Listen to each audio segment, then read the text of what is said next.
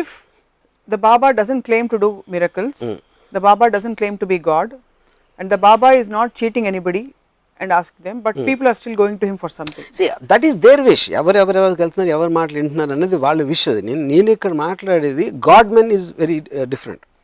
God man అనేవాడు దేవుడి తర్వాత నేనే, లేకపోతే దేవుడి దూతని, దేవుడి అంశం ఉన్న మనిషిని. That is what their claim is. అవును. అలాంటప్పుడు మనం పొద్దున్న లేగిస్తే మన చిన్నప్పటి నుంచి ఎన్ని స్కాండల్స్ చూసుంటాం. మొన్న ఇది రాంపాలో, లేకపోతే అంతకుముందు ఆసారామపు, నిత్యానంద స్వామి, రకరకాల ఎన్నో జరుగుతుంటాయి. ఇప్పటి నుంచి కాదు, ఐఎమ్ టాకింగ్ అబౌట్ ఇయర్స్. కానీ అయినా కూడా వాళ్ళకి భక్తి పోదు, అయినా కూడా వేరే బాబాలు వస్తూనే ఉంటారు. ఎందుకంటే it's a necessity for people to have baba. లేకపోతే అది ఏం చేయాలో అర్థం కాదు. ఎక్కడో వెళ్ళి మాట్లాడాలి. దేవుడు అంటే అలా మమ్మకు నువ్వు మాట్లాడు. ఇంకా ఎవరు మాట పూజారేమో మంత్రాలు చదువుతారు. సో ఎవరో ఒకరు they need for him to talk. Ultimately అది దానివల్ల రియల్ టైం బెనిఫిట్ వస్తుందా లేకపోతే రావట్లేదా పక్కన పెడితే, any kind of regressive thinking ని ప్రమోట్ చేసింది రియల్ టైం బెనిఫిట్ ఉండదు. ఇప్పుడు పాయింట్ ఏంటంటే 100,000 హాస్పిటల్స్ ఉంటాయి ఇండియాలో. సత్యసాయిబాబా లాంటి వాళ్ళు కట్టించి దాంట్లో ఎక్స్ట్రీమ్లీ లో percentage, if at all, I don't even know the number. Society advancement అనేది బాబాల మూలాన జరగదు. కేవలం ఇది వాట్ ఎవర్ దీస్ పీపుల్ వచ్చింది కొన్ని ఇన్స్టెన్సెస్ ఉండొచ్చు. Most of the time all scams ఉంటారు. and it is numerous examples for that. There are lot of good institutions which are contributing. I am not saying no to that, కానీ I feel that is regressive way of making contribution. ఎందుకంటే నేను బాబాని నమ్మి, బాబా దైవాంశ సంభూతుడు అందుకని నేను డబ్బులు ఇవ్వటానికి, లేకపోతే అసలు లేదు బాబా క్వశ్చన్ కాదు, నువ్వు హ్యుమానిటీ కోసం చేయాలని వాళ్ళు చెప్పకుండా నేను అబద్ధాలు చెప్పి మూఢనమ్మకాలు పెరిపించి దాంట్లో చేసుకోండి. It will always be regression for society. అది ఏ ఎమోషన్తో వాడు ఏ ఇంటెన్షన్తో ఇస్తున్నాడు, అది అవసరమా? అప్రస్తుతం అవుతుంది కదా అది. కరెక్ట్. అంటే ఇప్పుడు ఎలా ఉందంటే, అది ఒకడు బాగా కాదు, ఒకడు బ్యాంకు దొంగలు ఇచ్చేసి పూర్ పీపుల్కి ఇచ్చేస్తున్నాడు. అంటే అది కరెక్ట్ అంటే ఇది కరెక్ట్? నో అది వేరు, ఇది దొంగ. See there 2-3 points. ఒకటి దేవుణ్ణి నమ్మేస్తాం, వీళ్ళు నమ్మటానికి ఆ నమ్మకం మలాన వచ్చిన డబ్బులు ఏమవుతున్నాయి, ఏం చేస్తున్నాడు అనేది ఆల్ త్రీ డిఫరెంట్ పాయింట్స్. ఎందుకంటే మీకు బిల్ గేట్స్ కూడా ఇస్తున్నాడు foundation, you will give some donation. ఎవరో ఈ సినిమా వాళ్ళు ఎంటర్టైన్ చేసి వాళ్ళు ఇస్తారు, ఎవరికో అలా రకరకాల వాళ్ళు రకరకాలుగా ఇస్తారు. పెద్ద ఇండస్ట్రీస్లు కూడా ఇస్తారు. అలాగే బాబాలు కూడా చేస్తూ ఉండొచ్చు. But the method which babas adopt is regressive. That's what I'm saying. That's what I'm asking. Why is it regressive? They are driving an emotion. They're driving an emotion on falseness. What is falseness? You're stunting people's minds. అంటే ఇప్పుడు ఇందాక నేను చెప్పినట్టు బ్యాంక్లో ఉన్న డబ్బు నేను దోచాను, అది సెపరేట్, ఇది నేను ఇచ్చేస్తున్నాను సెపరేట్. సో ఇక్కడ నేను దేవుణ్ణి, ఇతను దేవుడు అని నమ్మేసి ఆ కైండ్ ఆఫ్ దాంట్లో వీళ్ళు ఒక స్టాగ్నేట్ అయిపోవటం తప్పు. ఆ స్టాగ్నేషన్ డబ్బు వాళ్ళు ఏం కడుతున్నారు అనేది ఆ రెండుటిని మిక్స్ చేయకూడదు అంటున్నాను. సో మీ ఆరోపణ ఏమిటి? ఈ బాబాస్ అండ్ ఇన్స్టిట్యూషన్స్ కావాలని మాస్ హిప్నాసిస్ ద్వారా డబ్బులు గుంజుతున్నారు అంటున్నారా? 100%. You feel so? 100%. So is there a problem with the institutions or with the devotees? With the devotees. Always is the devotees. The Baba is a fine guy because he is making use of the dumbness of people. You are actually giving a motive and intention behind 100%. An institution like this. Yeah. And they are out to make money antaru. Everybody out to make money and name. Varma garu, meeku eppudaina కోపం వస్తుందా? I don't remember a single time in my life lo na కోపం రాదు. I don't believe that. Actually even I don't believe it sometimes because అది ఎలాగా understanding వచ్చింది. Okay, first of all let us define ఏంటి కోపం అంటే ఏంటి. ఇప్పుడు రోడ్డు మీద ఒకడు వెళ్తున్నాడు, ఒక వెహికల్లో, ఒక స్కూటర్ ఏదో రాంగ్ రూట్లో ఎవడో వచ్చాడు. రాంగ్ రూట్లో వచ్చినప్పుడు ఏంటంటే అది అరుస్తారు, లేకపోతే వెనకాల నుంచి ఎవడో కొట్టాడు ఒకటి టక్కని సార్, దాన్ని రోడ్ రేజ్ అంటారు. కొన్నిసార్లు కొట్టుకుంటాం, కొన్నిసార్లు చంపడం కూడా జరిగింది. చాలా ఫేమస్ కేసు ఉంది పంజాబ్లో, క్రికెట్ ప్లేయర్ ఎవడో రోడ్ రేజ్ అనేది. అది ఎందుకు నా రోడ్లో ఇటు వస్తున్నాడు, ఆబ్వియస్లీ మీకు థ్రెట్, ఒక ట్రాఫిక్ యాక్సిడెంట్ అయిందో లేకపోతే ఏదో జరిగింది, దాంట్ నుంచి ఒక విపరీతమైన కోపం అనేది మీరు రైట్ అనే ఒక కన్విక్షన్ నుంచి వస్తుంది. సో నేను రైట్ రాంగ్ అనేది నమ్మను కాబట్టి నాకు కోపం ఉండదు.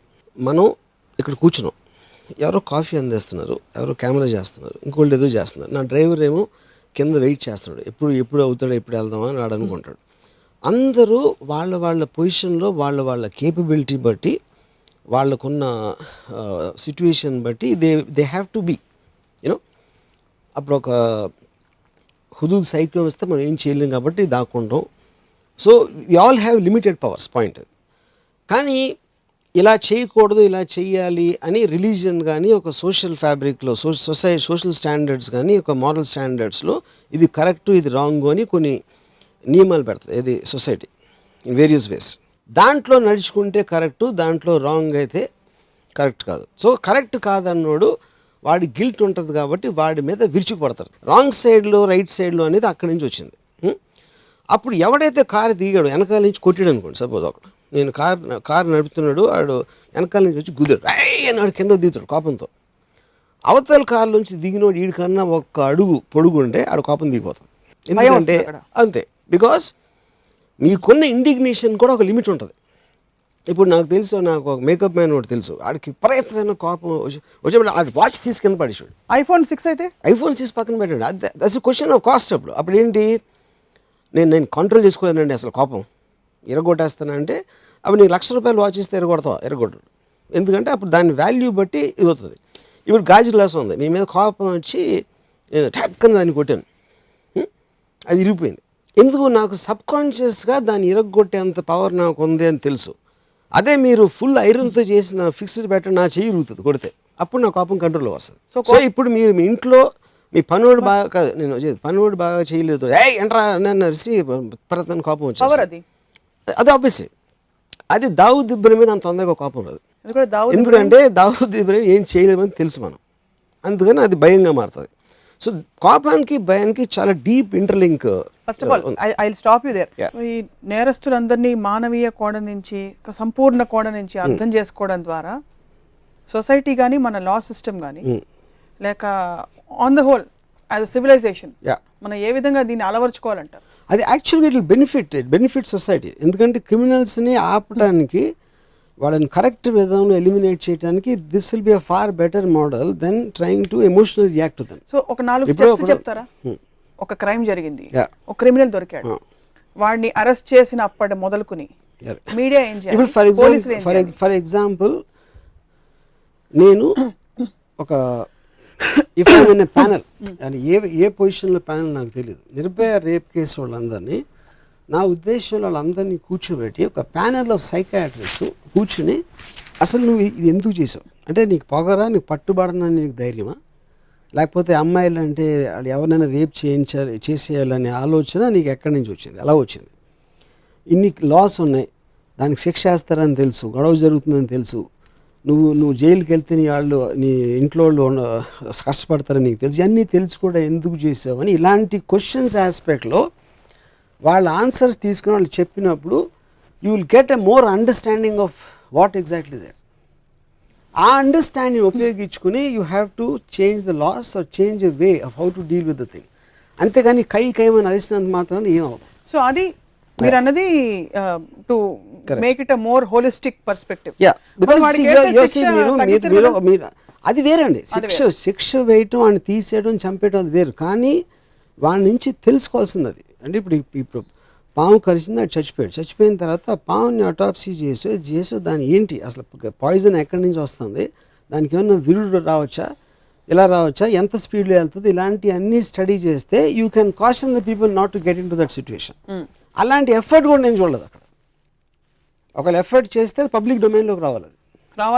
ఆ డొమైన్లోకి వచ్చినప్పుడు వుడ్ బి రేపిస్ట్ కూడా వింటాడు, నేను ఇలా అనుకుంటున్నాను కదా, వాడు అలాగే అనుకున్నాడు, కానీ అనుకుని కూడా వాడు పట్టుబడిపోయాడు, కాబట్టి అలాంటిది స్టాప్ చేయడానికి ఛాన్స్ ఉంటుంది. కానీ కేవలం మీరు శిక్ష కాలం పెంచేసి లేకపోతే నరికేయండి చంపేయండి అంటే ఏమవుతుంది దానివల్ల. మీరు ఇంత నాన్ వైలెంట్ నాకు తెలియదు అసలు, మీరు కనిపించినంత ఎక్స్ట్రీమ్ వ్యూస్ ఏమి లేవు మీకు. థ్యాంక్స్. హోలిస్టిక్ పర్స్పెక్టివ్ నుంచి మీరు చెప్తున్నది makes a lot of sense actually. అంటే ఇది ఎమోషనల్ రెస్పాన్సెస్ వల్ల టెంపరరీ సొల్యూషన్స్ వస్తాయి, టెంపరరీ ఫిక్సెస్ వస్తాయి. Pressurising the government to do that. చేసేయాలి, చంపేయాలి అంటే వాళ్ళు కూడా అలా రియాక్ట్ అవుతారు. ఎస్ కరెక్ట్, అది చేయటం కరెక్ట్, ఎందుకంటే గవర్నమెంట్ కూడా కాంప్లిసెంట్గా ఉంటుంది. కానీ దానికి ఒక లాజిస్టిక్ రేషనల్ వ్యూ తీసుకోవాలి. ఇది ఒక క్రిమినల్ అనేవాడిని ఒక జబ్బులో డిజీజ్ లాగా చూడాలి. డిజీజ్ని మెడిసిన్ ఏంటి దాని కారణం అది ఏంటో దాని ఎమోషనల్గా రియాక్ట్ అవుతుంది. నా బాడీలోకి వచ్చేసి ఇది చేస్తుంది, దీన్ని చంపేయాలి, దీన్ని తీసి ముక్కలు చేసేద్దాం అంటే that is not the solution. మందు వేయాలి అంతే. మందు వేయాలి, ఎందుకు వస్తుందని తెలుసుకోవాలి, మళ్ళీ రాకుండా ఏం చేయొచ్చు అని రేషనల్ థాట్ ఉండాలి దానికి. As we wind up, Varma garu, what is the most horrible crime మీ దృష్టిలో? అతి ఘోరమైన నేరం ఏమిటి?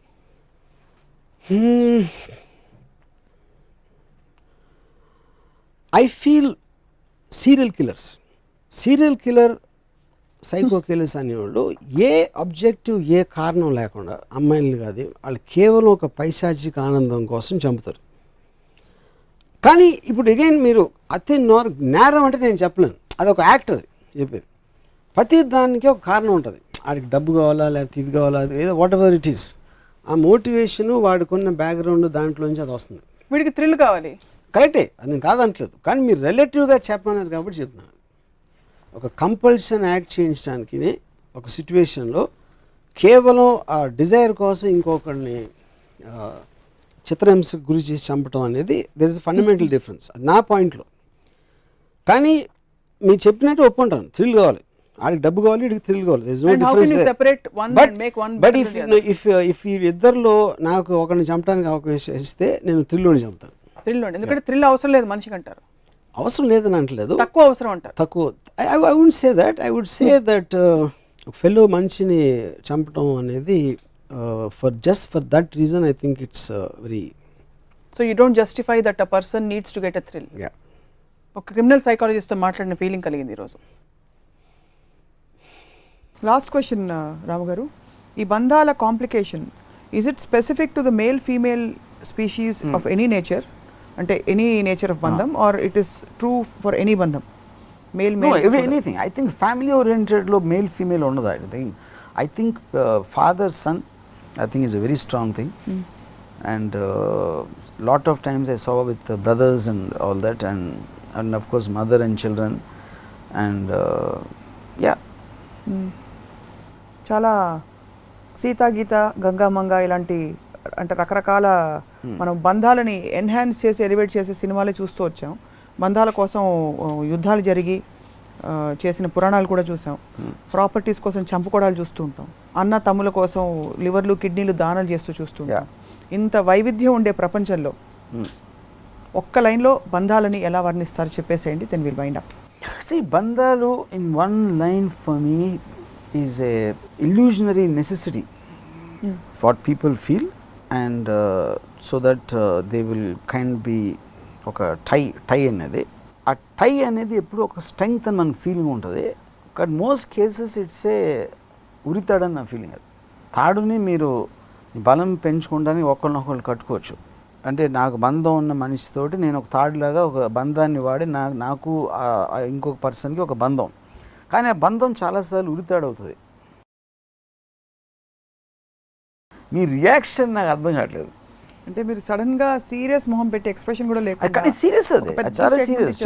అది అందరూ ఇప్పుడు ఉరితాడితే అంతే అంటే దట్ ఈస్ అంటే ఉరితాడు అనేది it's an extreme case, but that is the actual point, that is the truth. మేము మాత్రం మొత్తం రిలేషన్షిప్లో స్టిఫిల్ అయిపోయి అంటే ఊపిరి పీల్చుకొని నేను ఒక సినిమా చూసాను, superb, I forgot the name of the film. దాంట్లో చాలా చిన్న ఇల్లు, హస్బెండ్ అండ్ వైఫ్ ఉంటున్నారు. అంటే తను అంటుంది ఇప్పుడు ఇంత చిన్న ఇల్లు వలన we keep on bumping into each other, అది దాని వలన ఒక ప్రాక్సిమిటీ పెరుగుతుంది అనుకున్నాం. పెద్ద ఇంట్లో అంటే తను ఏదో ఇంకో రూమ్లో ఉంటుంది, ఏదో వేరే రూమ్లో ఉంటాడు, అక్కడ అన్నీ జరుగుతూ ఉంటాయి. చిన్న ఇల్లు అయ్యేసరికి కాన్స్టెంట్గా మీరు అడిగేస్తే మళ్ళీ తనకు తగిలి ఇక్కడ ఒక ఇంటరాక్షన్ పెరుగుతుందని అనుకున్నాం. But now you want to kill each other and overdose of ఇంటరాక్షన్లో. So that is the correct బంధానికి ఎగ్జాంపుల్. అంత స్పేస్ అవసరం. And yet they say the house should be big enough to give each other space but small enough to keep you together. That's the point. చాలా problem ఏమొస్తుందంటే ప్రపంచంలో చాలా conflicting. Yes, everything is contradictory. Everything is contradictory. Everything seems right in its own space. Yes. Yeah. But మేము మాత్రం Tollywood TV నుంచి మీతో మేము జన్మల బంధం కంటిన్యూ చేద్దాం రామోయిజం సిరీస్ ద్వారా అని అనుకుంటున్నాం. Okay. Thank you very much ఈరోజు బంధాల గురించి. But I have no problem with Tollywood TV because Tollywood TV ఎప్పుడు నా భుజం మీద చేయదు అన్న చాలా స్ట్రాంగ్. మ్యాక్సిమము నీ ఎపిసోడ్స్ ఇంకా బోర్ కొడుతున్నారా, తర్వాత కలుద్దాం బాయ్ అని చెప్పచ్చు. అంతకన్నా ఎక్కువ ఈ బంధం నుంచి నేను ఎక్స్పెక్ట్ చేయను, మీరు ఎక్స్పెక్ట్ చేయరు కాబట్టి దట్స్ ఓకే. మీ ఫ్యాన్స్ భుజం మీద చేయ కాదు మా గొంతుల మీద చేసి కొత్త ఎపిసోడ్ రాలేదని చెప్పి చంపేస్తారు. బట్ ఎనీవే, ఇవాళ what was alarmingly surprising is మీరు ఈ మొత్తం బంధాల ఎపిసోడ్లో అమ్మాయి గురించి మాట్లాడలేదు. ఒక్క సందర్భంలో జస్ట్ వన్స్ తప్ప. రెండోది మీకు బంధాలు ఉన్నాయని అక్నాలెడ్జ్ చేశారు పబ్లిక్గా. బట్ అని మీరు నమ్మాలనుకున్నా, కానీ నా బంధం డెఫినేషన్ వేరే ఇచ్చారు. బట్ ఏదో ఒకటి ఉంది. 3 బంధాలు ఉండాలి సమాజానికి, ఉంటేనే కదా ఫ్రేమ్ వర్క్ ఉంటుంది, it keeps the society together అని అక్నాలెడ్జ్ చేశారు. 4 మీ నాన్నగారిని 3 సార్లు, మీ అమ్మాయిని 4 సార్లు తలుచుకున్నారు. సో ఇవన్నీ కానీ తలుచుకోవడంలో actually undermine the relationship. But నెల రోజులు తను ఉంటే నేను అరగంట కలిసానంటే దానికన్నా మీకు యాంటీ సెంటిమెంట్ ఏముంటుంది?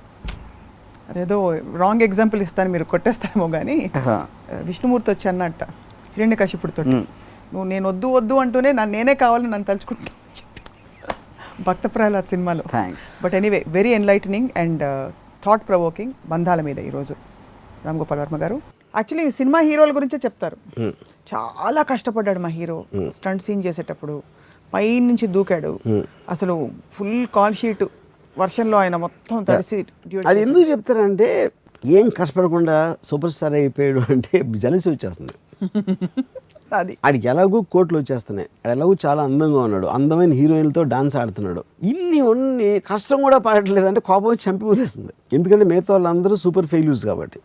అప్పుడు ఎంత కష్టపడ్డాడో తెలుసా? మీరు ఈజీ అనుకుంటున్నారా స్టార్ అవ్వటం? పొద్దున్న 4 గంటలు లేసాను చలిలో ఆ పాటలో పాడు అంటే అప్పుడు అట్లీస్ట్ కొంతన్నా ఒక చిన్న సూతింగ్ అంటే అలాంటి ఇన్సెంటివ్ మీకు ఉంటే అందమైన అమ్మాయి మీ పక్కన ఉంటుంది, లేకపోతే కోట్లు ఇచ్చేస్తారు మీకు, మీ ఫేస్ బిల్ బోర్డులో ఉంది అంటే మొత్తం ఆంధ్రప్రదేశ్లో కానీ 8 కోట్ల వాళ్ళు అంతకన్నా ఎక్కువ కష్టపడతారు. That is not the point.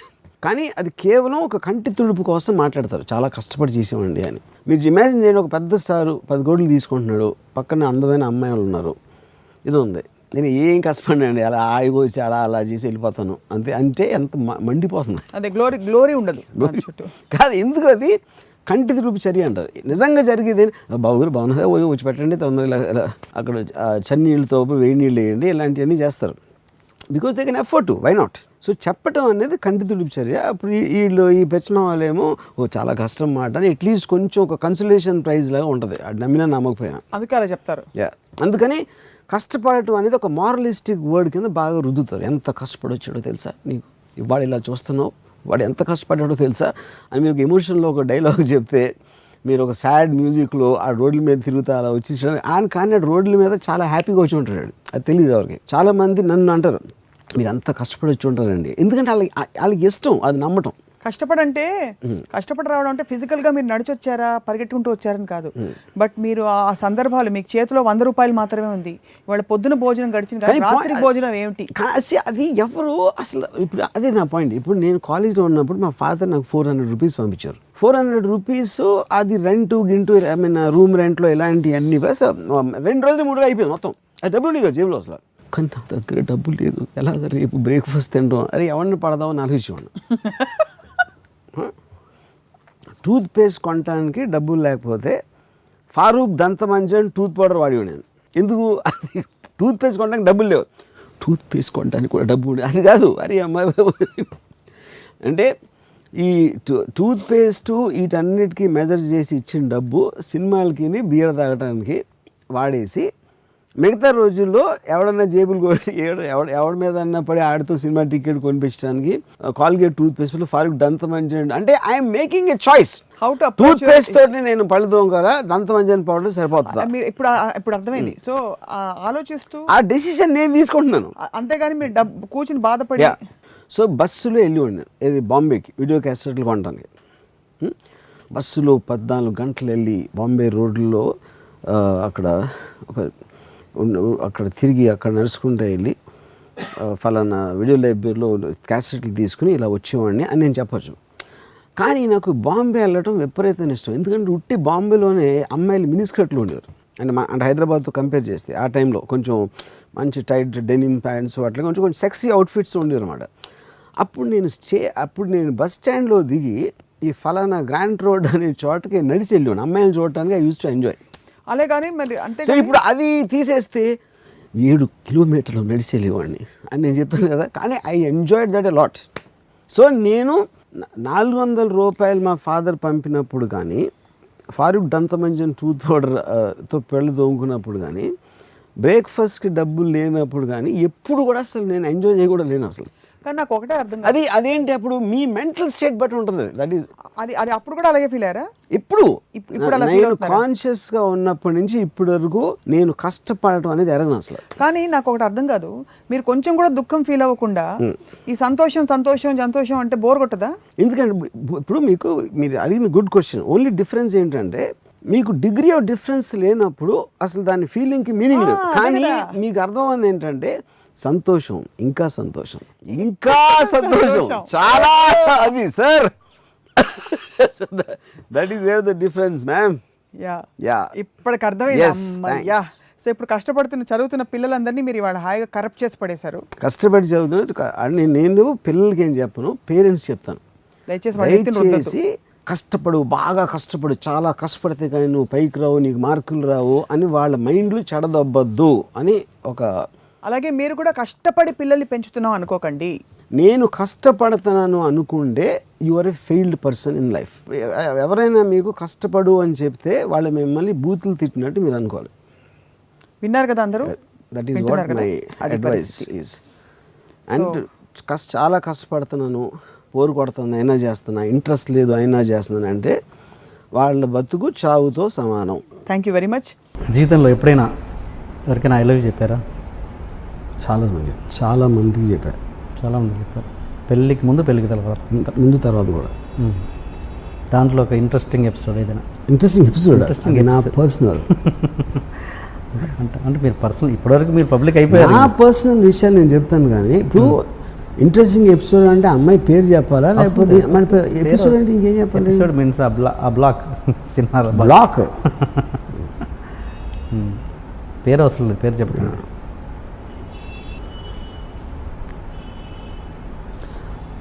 Engineering కాలేజ్లో ఉన్నప్పుడు ఒక సత్య అని ఒక అమ్మాయిని ఇష్టలో, అమ్మాయి మెడికల్ కాలేజ్ అమ్మాయి. షీ వాజ్ అంటే ఆ టైంలో ఇంజనీరింగ్ కాలేజ్ కాంపౌండ్లో ఒక మెడికల్ కాలేజ్ కూడా టెంపరీగా ఉండేది. అంటే బిల్డింగ్స్ తర్వాత కడుతున్నారు, ఈ లోపల యూజ్ చేయడానికి అన్నట్టు ఒక బిల్డింగ్ యూజ్ చేశారు అనమాట. సో వాళ్ళందరూ ₹1,00,000 డొనేషన్ కట్టి వచ్చిన వాళ్ళు, మేమందరం 10,000 12,000 కట్టి ఇంజనీరింగ్ బ్యాచ్. ఓకే. సో మా అందరికీ కూడా ఒక ఇన్ఫీరియారిటీ కాంప్లెక్స్ ఉండేది. కానీ మెడికల్ కాలేజ్లో అమ్మాయిలు ఉండేవారు, ఇంజనీరింగ్ కాలేజ్లో చాలా తక్కువ. ఇప్పుడు దాంట్లో అందరికన్నా అమ్మాయి సత్య అమ్మాయి ఒక కార్లో వచ్చింది, blue Padmini premier college, Padmini premier car. College కాంపౌండ్లోకి ఆ కార్ ఎంటర్ అవుతుంది. ఇప్పుడు కూడా కూర్చున్నారు, ఇన్ని ఇయర్స్ అయిన తర్వాత అసలు ఆ కార్ అలా ఎంటర్ అయ్యి రోడ్ మీదకి వస్తూ ఉంటే ఇక్కడ నా హృదయంలో బ్యాక్గ్రౌండ్ మ్యూజిక్ ఇవన్నీ. ఆ అమ్మాయిని ఎప్పుడు నేను దగ్గరికి వెళ్ళి అంటే నాకు తర్వాత పరిచయం అయింది. కానీ పరిచయం ఏంటంటే ఇంకొక ఫ్రెండ్ ఉండేవాడు కాలేజ్లోనే, ఆడు కైజర్ అని, ఆడు చాలా అందంగా ఉంటాడు. అతని సిస్టర్ కూడా మెడికల్ కాలేజ్ అనమాట. సో అతని సిస్టర్ ద్వారా పరిచయం చేసుకుని నన్ను ఆడ బ్యాచ్లో ఒక గ్యాంగ్ ఓడ్ లాగా చెప్పాడు నా గురించి అమ్మాయికి. నేను కూడా ఎప్పుడు అంటే అమ్మాయి అందం ముందు కానీ స్టేటస్ ముందు ఎందుకు పనికిరాను అనే ఫీలింగ్ నాకు ఉంది. కాబట్టి నేను ఎప్పుడు ఒక ఆరాధించేవాడిని, లవ్ చేసేవాడిని. కానీ ఎప్పుడు నేను అసలు ఏంటది అమ్మాయి నాది అవ్వాలి, వెళ్ళి ప్రపోజ్ చేయాలి నా ఆలోచన కూడా నాకు రాలేదు. And I use to think ఆ అమ్మాయి కైజర్తో లవ్లో ఉంది అని అనుకున్నాను నేను ఆ టైంలో. సో చాలా రోజుల తర్వాత, ఇయర్స్ తర్వాత రియలైజ్ అది ఏం లేదు, ఆ అమ్మాయికి ఇప్పుడు నేనంటే ఇష్టం అని. అది ఇప్పుడు తర్వాత నా పెళ్ళి అయిపోయిన తర్వాత తెలిసింది. సో ఇది అదేమంటారు, దాన్ని ఎక్కవలసిన రైలు జీవితకాలం లేట్ అంటారు కదా, అలాంటిది మాట. అది మీరు ప్రతి వాళ్ళ విషయంలో ఇలాగే లేట్ చేస్తున్నట్టున్నారు, శ్రీదేవి విషయంలో కూడా. కరెక్ట్. మరి సో నేను నిజంగా లవ్ చేసిన అమ్మాయిలందరినీ ఇలాగే పట్టుకున్నా. మరి ఏదో ఒక టైంలో గుణపాఠం రావాలిగా, వచ్చి కరెక్ట్ టైంలో ప్రపోజ్ చేయడం, అది పాయింట్. కానీ ఇవన్నీ యాక్చువల్గా సత్య శ్రీదేవి ప్యారల్గా జరిగింది. ఎందుకంటే సత్య రియల్ పర్సన్, శ్రీదేవి గారేమో స్క్రీన్ మీద పర్సన్. ఓకే, అదే అంటే శ్రీదేవి టాపిక్ వస్తే ఏంటి మీరు అన్నారు గుణ. నాకు ఇంకోటి ఒక విషయం ఏంటంటే, నేను ఇప్పుడు శ్రీదేవి గారు అంటే ఆ టైంలో ఒక ఇది చెప్పాను, కానీ నాకు యాక్చువల్గా నియర్లీ ఒక 10 years నేను జయసుధ్ గారితో విపరీతంలో ఉన్నాను. ఒక కాలేజ్ టైం అంటే జ్యోతి సినిమా. శ్రీదేవి గారు యాక్చువల్గా it was more happen post ఏది మన mister India. Okay, mister India time నుంచి అంతకుముందు ఒక ఇది వేటగాడు టైంలో లేదా 16 టైంలో కొంచెం స్లైట్లీ సెక్స్ సింబల్ ఇమేజ్ ఉంటుంది. బట్ ఒక పర్సనల్ లెవెల్లో ఫ్యాసినేషన్ అనేది నాకు బాగా ఫిల్మ్ ఇండస్ట్రీలోకి వచ్చిన తర్వాత నుంచి స్టార్ట్ అయింది యాక్చువల్గా. అంటే ఫిల్మ్ ఇండస్ట్రీ అంటే నేను డైరెక్టర్ అని కాదు, నేను చెప్పేది ఒక అసిస్టెంటో లేకపోతే సినిమాల్లో అన్నపూర్ణ స్టూడియో చుట్టూ తిరిగే రోజుల్లో అక్కడ స్టార్ట్ అయింది యాక్చువల్గా. ఓకే, ఒరిజినల్గా కాలేజ్లో ఉన్నప్పుడు అంతా నాకు జయసుధ్ గారు యాక్చువల్గా. అప్పుడు ఫస్ట్ టైము నేను అంటే ఆల్మోస్ట్ అబ్సెషన్ మాట జయసుధ్ గారు అంటే.